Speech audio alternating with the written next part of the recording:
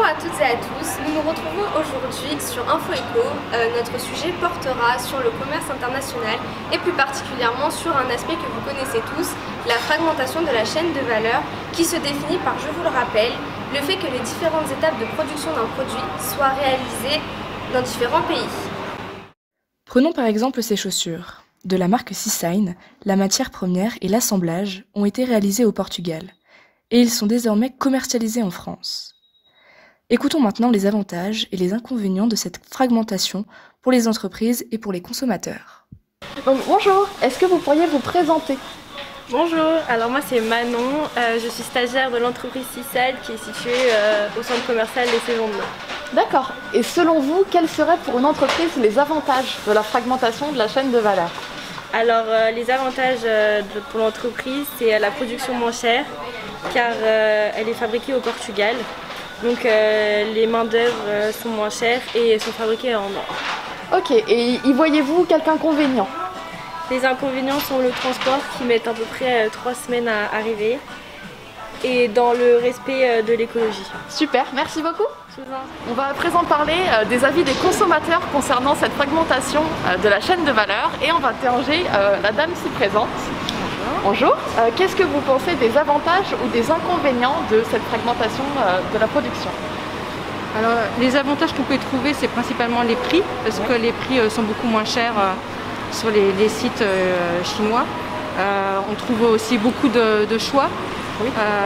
Maintenant, les inconvénients, c'est que les normes ne sont pas forcément les mêmes, que la qualité, on ne s'y retrouve pas forcément, on est parfois déçu de ce qu'on reçoit. Et le produit ne correspond pas forcément à la description sur les fiches. Donc après, pour faire des échanges ou les garanties, c'est pas forcément évident. Nous avons pris contact avec Thomas Ram, chercheur en économie, pour nous présenter les avantages et les inconvénients pour les consommateurs. Bonjour Thomas, nous vous écoutons. Bonjour Zoé. Donc effectivement, la production de la chaîne de valeur est séparée sur le monde entier. En effet, les designs et les conceptions des produits sont particulièrement pensés dans les pays riches et développés tels que les États-Unis ou l'Europe de l'Ouest, comme la France ou le Royaume-Uni. Mais par contre, quand vient la production est généralement faite dans les pays d'Asie de l'Est ou en Afrique. Donc prenons un exemple d'une marque de smartphone. Nos smartphones contiennent des métaux que l'on trouve en Afrique, tels que le lithium dans nos batteries. Et ces matériaux sont envoyés vers les pays d'Asie où ils seront fabriqués dans des usines d'Asie. Et d'ailleurs, nous avons un exemple très précis de la Chine que l'on appelle l'usine du monde.